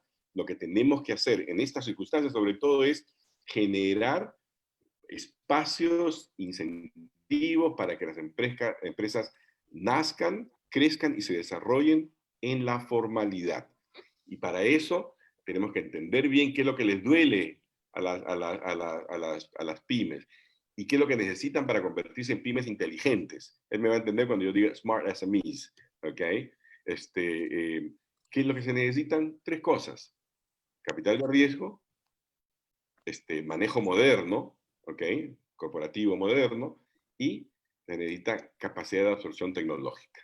Son 3 cosas chiquititas que el Estado, mira, a propósito, lo ha hecho, ha invertido un montón de plata en la Comunidad Europea a través de un programa que se llama Cosmos. De alguna forma lo hizo el gobierno de Obama, ¿no? Creando 15 centros, digamos, de innovación tecnológica específicamente para pymes, ¿no? En todos los Estados Unidos. Lo que pasa es que, bueno, no sé, aquí en el Perú, la verdad es que es bien extraño. Yo alguna vez lo dije en una conferencia y casi me matan. Dije, a ver, si el 97% de las empresas en el Perú son pequeñas y medianas pymes, ¿por qué tenemos un Ministerio de Economía y no tenemos un Ministerio de Pymes? Tiene más sentido, ¿no? ¿Sí? Si las pymes finalmente son las que generan el mayor empleo y todo lo demás, quizás sea una mejor forma tener un Ministerio de Hacienda que se encargue de todas las deudas del Estado y todo lo demás, y un Ministerio de las pymes que sea, ¿no?, quien dicte las normas y los incentivos para que la economía nacional, que es una economía de pymes, se desarrolle. ¿No? Ahora, me pregunta, él también preguntaba si yo creo que el Estado tiene un plan, etcétera. No, yo creo que no. O sea, yo creo que aquí se ha actuado con demasiada, con el ojo demasiado puesto en lo que la gente supuestamente quiere. Es decir, no tenemos desafortunadamente políticos con pasta de estadista, ¿no? Lo que tenemos son políticos con necesidades de sobrevivir a cualquier costo. Bueno, efectivamente, y de eso trata el 95% de las MIPYMES que mencionaba usted, que forman parte del PBI nacional, y solo el 5% forma parte de la grande empresa. En este caso, Crisanto Jesús Aguilar nos habla un personaje que ha estado con nosotros, Frater, desde temprano, nos dice, nuestro país es prácticamente un país primario exportador. ¿Cómo hacer para que los sectores productivos, como la industria, tengan una mejor performance? A ver, mira, yo por lo menos vengo ya varios años hablando de estos temas, pero creo que es mucho más interesante si uno lo hace con ejemplos claros, ¿no? Tesla, sabemos que es una empresa pues, que ha puesto hasta un cohete, ¿no es cierto?, privado, pero se conoce más que nada por sus autos eléctricos, ¿ya? Es de altísima tecnología. Yo he tenido la suerte de montarme en uno, ¿no? Es impresionante realmente. ¿Y ustedes saben quién hace los vidrios en los autos Tesla? Una empresa peruana. Se llama AGP. Está localizada en Arequipa. Claro. Esta empresa AGP, peruana, ¿no? Tiene, por ejemplo, centros de innovación en Alemania, centro de innovación en Italia, centro de innovación en Estados Unidos. ¿Sí? ¿Me escucharon bien, no? ¿Sí? Esa es una forma inteligente de participar en cadenas de valor de altísimo valor, ¿no? Otro ejemplo. Si pueden, los que puedan ahí, entren a YouTube y busquen Ainbo, A-I-N-B-O, Ainbo, ¿ya? Y van a ver que es una película. Es una película tipo Disney, ¿ya? Cuando puedan entrar, vean la calidad de los dibujos, de la puesta en escena, de la historia, ¿no? Realmente es fantástica. Es una película que ahora se acaba de atrasar porque por la pandemia, pero en realidad se suponía que en marzo o abril iba a abrir de manera simultánea en, no sé, 180 cines del mundo, ¿no? ¿Saben dónde se ha hecho? Aquí en Perú, en Miraflores, ¿no? En una empresa peruana, mediana, pequeña, mediana, ¿no? Entonces, lo que quiero decirles es que en el Perú tenemos muchísima capacidad, muchísima creatividad. Lo que no tenemos es capital de riesgo, ¿ok? Mientras las buenas ideas requieran que le toques la puerta al banco y el banco te diga, bueno, ¿cuáles son tus garantías? Estamos fregados. No hay forma. ¿Okay? Si nosotros queremos realmente reinventarnos, dar saltos cuánticos como país, tenemos que solucionar ese tema. Y ese tema es fácilmente solucionable. Bueno, espero haber respondido. Sí, de hecho, muchísimas gracias. Sus respuestas muy claras. Démosle el pase a nuestro frater Oscar Allende Recoba, que está atento y quiere hacerle una consulta. Sí, claro. Gracias. Adelante, Oscar.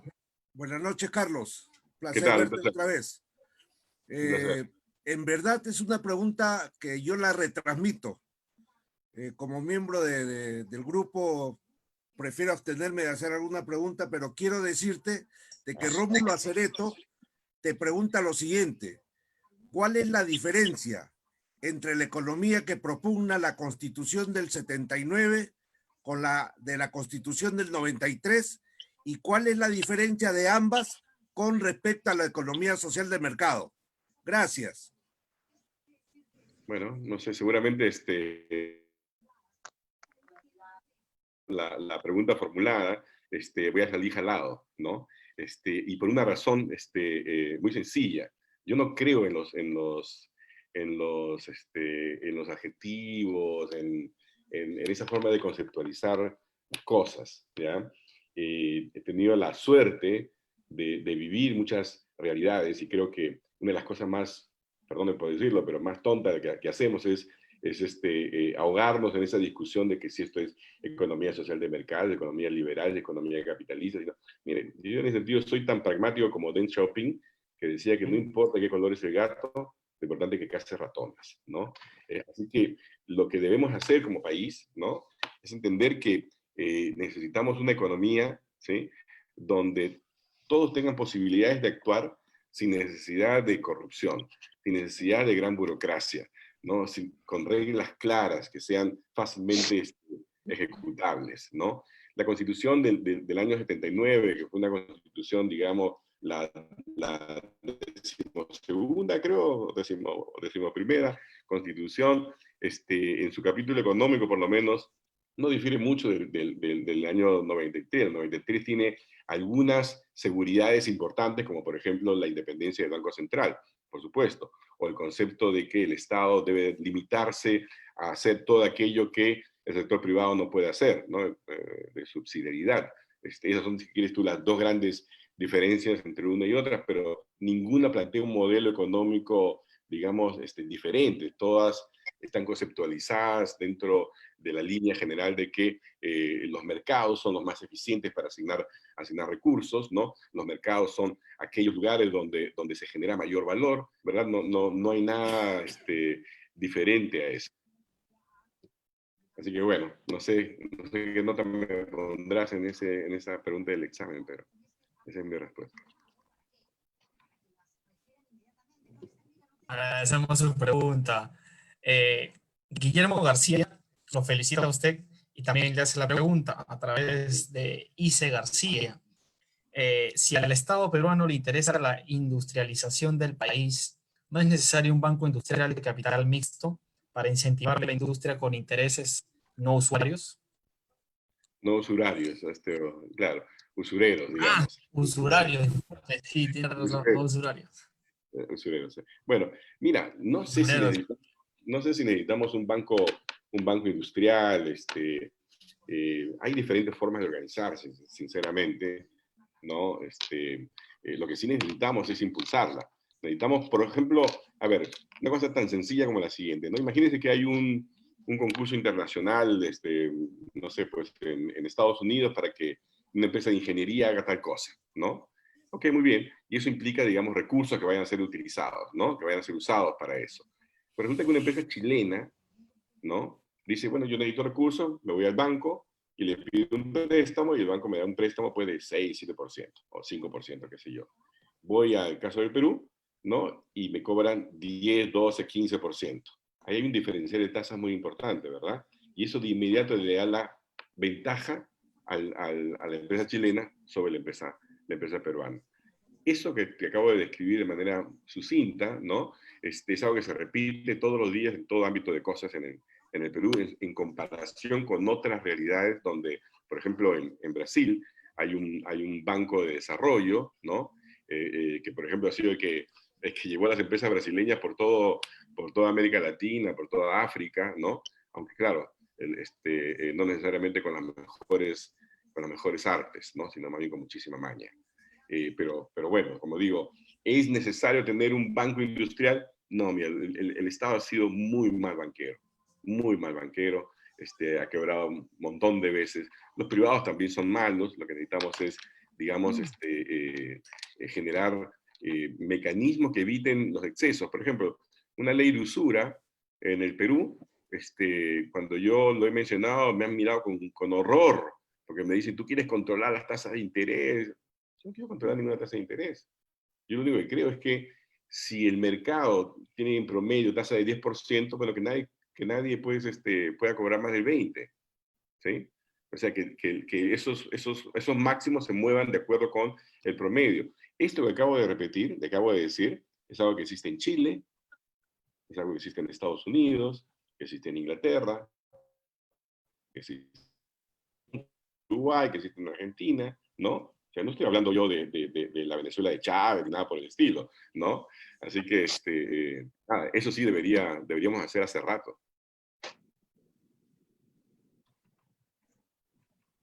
Bueno, Marcos Montes también nos hace una pregunta muy breve, pero su intervención tiene que ver básicamente retrocediendo a lo que ya hablamos en educación.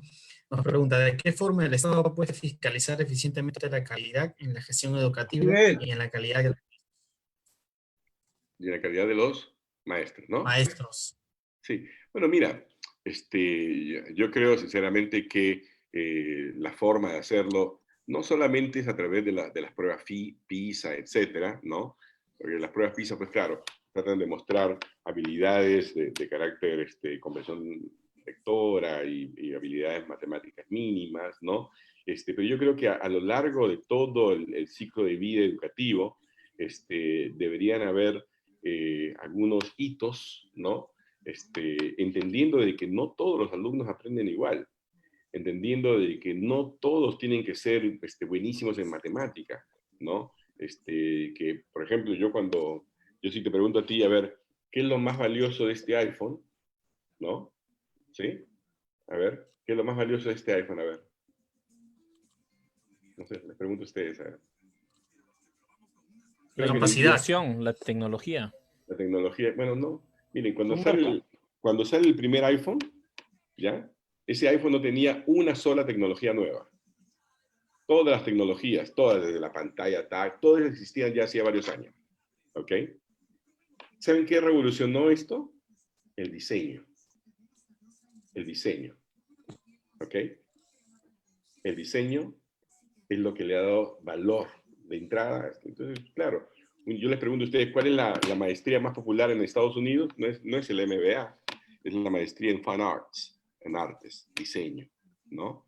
Entonces, te das cuenta que son chips mentales un poco diferentes, ¿no? Así que yo creo que tenemos que reconocer que los objetivos de una educación en el siglo XXI tienen que ser un poco distintos de los objetivos de educación que hemos tenido hasta ahora. Necesitamos formar personas con valores, personas con una visión, digamos, de ciudadanía global, ¿no? Necesitamos formar personas que entiendan el valor y la riqueza de las diferencias, ¿no? Para poder, digamos, crecer y desarrollarse en armonía, ¿no? En ese sentido, ya que hablamos de armonía y cosmovisión, aquí nuestro amigo en el Facebook Live, Maui Su, nos menciona que el Tahuantinsuyo creció gracias a la alimentación de su gente con agrícolas ricas. Quisiera saber si pudiese incluir ese tema en su cartera para que las personas le den la importancia necesaria con energías renovables y optimización del agua para no acabar con nuestros recursos hídricos. Aquí se utiliza la tecnología de avanzada. Sí, mira, evidentemente creo que tenemos muchas cosas que rescatar, digamos, de nuestro pasado inca, ¿no? Yo, por ejemplo, que fui candidato al Congreso, fíjense, ¿no? Me acuerdo el día de la presentación, ahí en Canal 7, qué sé yo, terminé mi breve presentación, porque son súper breves, ¿no? Diciendo que, recordando justamente el Amasúa, Mayúa, Yuya, Maqueya, ¿no? Como tres valores fundamentales, ¿no? Que sinceramente, si las siguiéramos, creo que tendríamos un país distinto, ¿no? Nada de ser flojo, nada de ser mentiroso, y nada de robar, y menos todavía al Estado peruano. Nosotros tenemos un reto muy grande en materia agrícola. A ver, lo voy a explicar de esta forma, ¿ya? En los Estados Unidos, el 1,5% de la población económicamente activa trabaja en el agro. 1,5% de su población económicamente activa, ¿ya? Pero la contribución del agro al PBI norteamericano es del 11%. ¿Okay? Poca gente sabe eso, pero Estados Unidos es el gran productor de alimentos del mundo, ¿ya? En el Perú, el sector agrícola emplea al 25% de la población económicamente activa, de la PEA, ¿ya? Pero solamente contribuye con el 8% del PBI nacional. La diferencia entre uno y otro viene dado por la tecnología, ¿sí? Solo que en este caso es tecnología que reemplaza o desplaza trabajadores del agro. Y eso, o sea, si bien por un lado tenemos que impulsar el uso de tecnologías en el agro, debemos también tener a la mano una forma, digamos, o programas, qué sé yo, que permita el reentrenamiento, o el desplazamiento, digamos, de las personas del agro hacia otros sectores conexos, ¿sí? Para no afectar en demasía el tema del empleo. Pero si no aumentamos la productividad del agro, tampoco tiene mucho sentido. Ahora, se mencionó el agua, y el agua es efectivamente uno de los bienes más valiosos que tenemos, y sin embargo nosotros como sociedad, durante los últimos 20 años, hemos subsidiado básicamente la agroindustria de exportación, ¿no? Le hemos subsidiado porque le dimos durante, no sé, 12, 15 años, creo, agua a cero costo. Imagínense. Lo único que pasó con eso fue que, por ejemplo, en Ica se secó la capa nefrática, ¿no? Que tenía, digamos, un horizonte de 25 años, se bajó como a 3, ahora lo han mejorado un poco, ¿no? Pero, digamos, nosotros como sociedad hemos hecho un subsidio cruzado al sector agroexportador de alimentos, ¿no? Y bueno, está bien, ok, perfecto. Yo espero que ahora que ya están, digamos, que hay grandes empresas, ¿no? Que crean muchísimo valor para sus, ¿no? Que además para sus trabajadores. Y alguna gente dice, bueno, pero tienen empleo completo, tienen todo pleno empleo, sí, y ganan un poquito más que el mínimo. Está bien, pero eso no es bienestar, pues. ¿Ya? Eso es ser poco ambicioso en materia de bienestar de los trabajadores. Yo creo que ese es uno de los grandes errores del empresariado peruano, que no llega a entender que lo que nosotros necesitamos en el país no es un capitalismo boutique, es decir, un capitalismo para unos cuantos, sino necesitamos un capitalismo retail, ¿no? Al por menor. Necesitamos tener más capitalistas, más gente que esté en capacidad de consumir, ¿no? De manera que el sistema realmente cale y haga carne en cada uno de nosotros. Básicamente posicionar esa clase media que impartimos a través del pensamiento. Señor Carlos Anderson, quisiera hacerle una pregunta por mi parte. ¿En qué piensa usted acerca de la economía circular y la economía de los donuts, que son básicamente una suerte de nuevos modelos económicos o corrientes económicas que vienen desde Europa? ¿Y cuál sería su opinión? Mira, a ver, ciertamente, ¿no? Existe un trade-off, un intercambio, un sacrificio, ¿no? Entre crecer y la huella ecológica que uno deja, ¿ok? Y uno debería procurar crecer lo máximo con el mínimo de huella ecológica, ¿sí? La economía circular es algo muy potente, ¿verdad? Que tenemos que nosotros incorporar, hacerlo nuestra, pero entendiendo una cosa que es fundamental. En Europa, en Estados Unidos, es muy fácil hablar de este tipo de cosas porque tienen solucionadas los aspectos básicos de supervivencia o de vida, de calidad de vida de las personas. Nosotros como país tenemos que impulsar el crecimiento rápido, ¿ok? Incluso si eso tiene un impacto mayor que el ideal en materia de huella ecológica. Porque si no crecemos rápidamente, no tenemos capacidad para poder aumentar, por ejemplo, la tributación y para poder entonces invertir en aquellas cosas que mejoren la calidad de vida de las personas, ¿no? Entonces, es bueno tenerlas en cuenta. Que bien, hagamos nuestro esfuerzo, pero sin ser más papistas que el Papa, ¿ya? Porque aquí hay demasiado de eso todo el tiempo. Y yo lo que creo es que las urgencias en materia de necesidad de las personas son tales que sinceramente no podemos darnos el lujo de ir poniéndonos a la moda de cada nueva Tendencia, ¿no? nueva tendencia en el mundo. Nosotros somos buenísimos, te digo, para repetir y ponernos que sí, que yo estoy, que soy pilar, no sé cuánta cosa más. No, o sea, celebramos el comienzo, nunca celebramos el final. Bueno, retomando y volviendo a nuestras regiones, nuestro amigo, nuestro frates, Fran Guerra, nos pregunta, ¿el Perú ha avanzado en el sector agroexportador en los años recientes? Esta pregunta viene desde el Cusco, ¿no? De la ciudad imperial. ¿Cuánto más cree que podemos seguir creciendo en este rubro? ¿Qué posibilidad tenemos de exportar productos intermedios o terminados en lugar de los productos como materia prima? Bueno, mira, ya lo acabo de decir, ¿no? O sea, en realidad, fíjate, si uno hace una comparación de los últimos 150 años, ¿ya? Mira, estoy hablando 150 años en materia de estructura de exportaciones, y le voy a decir una cosa, no hemos cambiado en nada. O sea, 150 años atrás, nuestras exportaciones eran básicamente materias primas, minerales, ciertos alimentos, algodón en esa época, azúcar, qué sé yo, ¿no? Y hoy en día las hemos reemplazado con paltas, con uvas, con espárragos, etcétera, ¿no?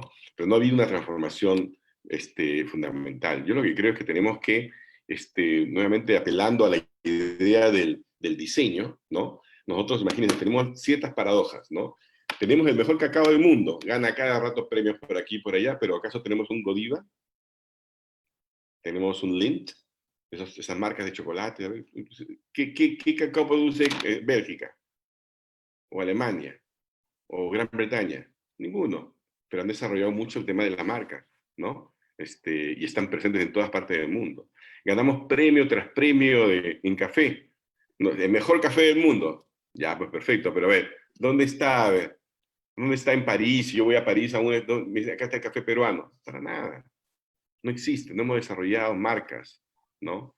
El branding, no tenemos presencia a nivel retail internacional. Y yo creo que esa es una gran ironía por un lado y un desperdicio tremendo, ¿no? O sea, nosotros hace rato deberíamos hecho algo en esta naturaleza, ¿no? Somos un país, a ver, yo les pregunto a ustedes, a ver quién me da la respuesta correcta, ¿no? ¿Qué país es el mayor productor de prendas de alpaca del mundo? A ver. Nueva Pues, Zelanda. ¿Perdón? Nueva Zelanda. Italia y Nueva Zelanda. Nueva Zelanda lo produce, Italia lo procesa y lo vende carísimo. Ya, no. No. A ver, ¿quién? China. China. Sí, China. Porque China se compra casi todos los tops de alpaca y los transforma en prendas de vestir. Y los vende en el resto del mundo. ¿Ok? Tops son producidos por nosotros acá, ¿no? No hemos hecho nada realmente significativo en materia, por ejemplo, de moda, ¿no? O sea, no tenemos una industria de la moda en el Perú, tenemos actividades, pero no conexan, no conversan, ni nada por el estilo. Ahora tenemos una oportunidad de hacerlo, ¿no?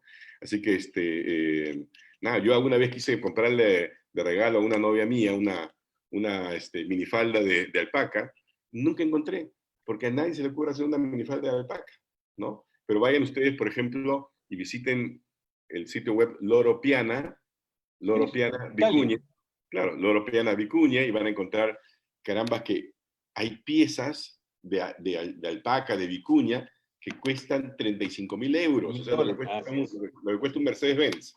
¿Ah? Pero Loro Piana es italiana. Pues no, yo te sé. decía, Loro Piana es italiana. Así que... Por supuesto que sí, conozco perfectamente Loro Piana, ¿no? Pero yo hablé el mayor exportador. Ah, Y ahí sí. ta. No dije el mejor, el mayor. Está bien, Cantidad. está bien. Comprendemos y agradecemos su intervención, economista Carlos Anderson. Ahora démosle pase al doctor Alberto Borea, que nos va a dar nuestro agradecimiento. Adelante, doctor. Muchas gracias.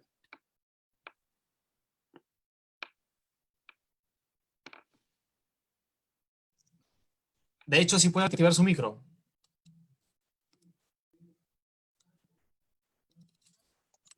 Ahora, Doctor Alberto Borea. TDAH significa Tiene que activar su micro, doc. quieres que te Hablando de, ya. A ver, ahora sí. En la práctica, el empleador decide dónde te va a pagar y qué banco va a... Listo, Bueno. adelante. A ver, Carlos, quiero agradecerte muchísimo realmente la gentileza que has tenido de acompañarnos. Nosotros estamos efectivamente tratando de hacer una de las cosas que tú pregonas, que es algo serio, imaginativo, este sistema que estamos tratando de inventar por la necesidad, porque no es por otra razón, de hacer un partido virtual, eventualmente que termine, digamos, uniéndonos a gentes de todo el país para perseguir y para conseguir mejores ideas y además conseguir mejores alternativas que salgan incluso de la propia gente. Como tú has señalado, muchas de las buenas ideas nacen a veces de las conversaciones con personas que estando en el campo, en la actividad, digamos, han tenido pocas posibilidades de llegar a los sitios de decisión. Y yo quiero, en nombre de la Unidad Democrática de Centro, agradecerte la gentileza que has tenido, digamos, el conocimiento que nos has compartido y sobre todo, fundamentalmente, lo que tú dijiste, que pocos entienden en el Perú y en el mundo en general, pero en el Perú en especial, que es esa decisión económica que hacen quienes se dedican también a lo público y que está estableciéndose en el tiempo que le dedicas a aprender para poder después mejorar la sociedad. Mil gracias, mi querido Carlos, por este tiempo y bueno, que Dios te lo pague, la verdad. Nosotros te lo agradecemos. Y espero que sigamos en muy estrecho contacto, porque hemos tomado nota de muchísimas de las ideas que tú nos has dejado y naturalmente seguro te vamos a pedir alguna forma de concreción, por ejemplo, respecto a esta suerte de capital de riesgo, cómo se forma, cómo hace el Estado para efectivamente constituirlo, para que no sea una suerte de hueco que termine en, claro, y siempre tenemos en el Perú ese peligro en las manos de los amigos de los que otorgan el fondo, cómo entran, digamos, los privados a ese capital de riesgo, quién lo administra, etcétera, y otras cosas, muchísimas cosas más. Eso de la ley de usura me parece formidable. Creo que bajaría definitivamente, por ejemplo, el nivel de crédito de consumo que hoy día es tan grosero verdaderamente en el Perú, tan grosero en el Perú, y creo que eso le haría mucho bien a nuestra nación. Tus ideas son realmente importantes y nosotros naturalmente no solo las tomaremos en cuenta, las procesaremos, pero seguramente te vamos a insistir ya en temas más concretos para ver cómo a partir de estas ideas pues avanzamos. Yo quiero agradecerle también a todos los amigos que nos han acompañado tanto aquí en el Zoom como en el Facebook Live y decirles que todos los miércoles el próximo, que el 15 y el 22, también tendremos conversatorios sobre economía, que espero que sean tan buenos como este que hemos tenido hoy día en la tarde y agradecerle a Carlos Alberto Irigoyen por la presentación, a Alfredo Albizuri por la conducción de las preguntas, y a ti especialmente y a tu equipo por habernos engalanado el Facebook de y el Zoom de la Unidad Democrática de Centro. Gracias, Carlos. Bueno, muchísimas gracias realmente a ustedes por la invitación. Muchísimas gracias por el afecto que siento, ¿no? A través del Zoom, ¿verdad? Y nada, miren, yo lo que hago, lo hago con todo el cariño del mundo, ¿no? Y creo sinceramente que en la medida en que vayamos generando niveles de consenso a nivel nacional, ¿no? Aquellos que realmente queremos a nuestro país, ¿no? Vamos a poder desplazar a aquellos que tienen capturado el poder para beneficio propio. Así que muchísimas gracias, un placer realmente. Gracias. Hasta luego. Gracias a todos, a Anita, a toditos, a Crisanto, Aguilar, a todos. Gracias. Gracias. Gracias, Rómulo. Muchas gracias. Willy García, gracias a Gracias, todos. Carlos, gracias a Gaby todos. Cabrera, que ha estado desde temprano, Gladys Alarcón, a toditos, gracias, de verdad, muy amable. Muchas gracias. Tenemos, Gracias. todavía se mantiene la asistencia de más de 5 personas. ¿Ah? Todavía se mantiene la asistencia de más de 35 personas. Sí, sí, no, ha sido verdaderamente muy bueno y en el Facebook Live mucho mejor. Mucho más. Ajá. Pero poco a poco vamos a ir avanzando más todavía. El próximo miércoles, no se olviden, Giorgio Medicina, Jorge Medicina, que ha sido director de la carrera de Economía de la Universidad de Lima, que nos va a explicar un poco el tema de la lógica de la economía estatista. Así que a todos ustedes están invitados, y el 22 vamos a hablar del proyecto de la economía economía social de mercado. Y en consecuencia, con estas tres visiones, estamos mejor armados para cualquier discusión y para poder avanzar mejor en el Perú.